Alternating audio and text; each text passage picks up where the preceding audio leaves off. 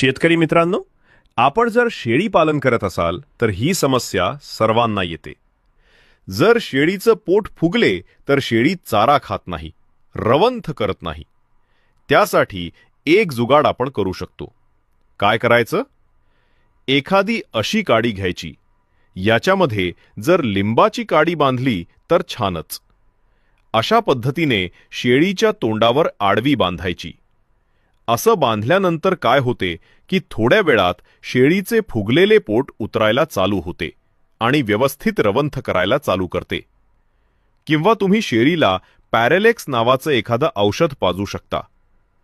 घरगुती उपाय म्हणजे थोडे तेल जरी पाजले तरी शेळीचे पोट उतरते।